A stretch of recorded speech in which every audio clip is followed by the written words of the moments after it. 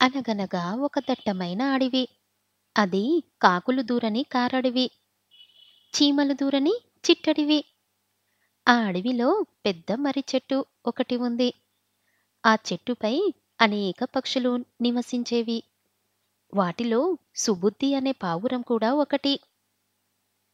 ఒకరోజు ఆ అడవిలోకి ఒక బోయవాడు వచ్చాడు.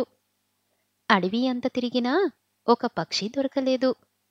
అలా వెతుకుతూ మర్రి చెట్టు దగ్గర కాసేపు విశ్రమించి తిరిగి నడక ప్రారంభించాడు. అటువైపు వెళ్ళకు, పులి మాటు వేసి ఉంది, నిన్ను చంపేస్తుంది అన్న మాటలు వినిపించాయి బోయవాడికి.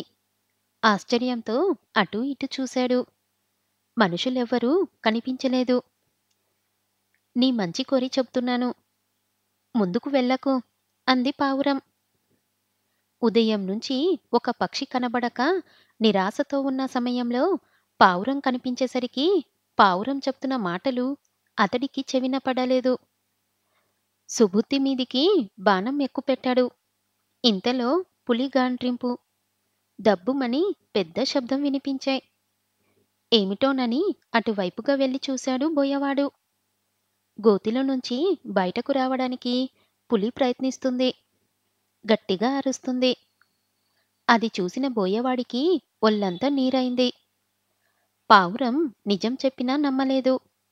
ఆ దారిలో గొయ్యి లేకుంటే ఈ పాటికి నేను పులికి ఆహారమయ్యేవాణ్ణి అని మనసులో అనుకొని, ఉపకారం చెయ్యబోయినా నీకు అపకారం చెయ్యబోయాను, నన్ను క్షమించు అన్నాడు బోయవాడు పావురంతో.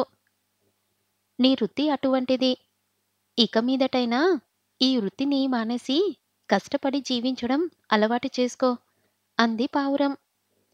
సుబుద్ధి మాట ప్రకారం నాటి నుంచి కష్టపడి పనిచేసి సంపాదించడమే కాకుండా తోటివారికి చేతనైన సాయం చేస్తూ మంచి పేరు తెచ్చుకున్నాడు బోయవాడు.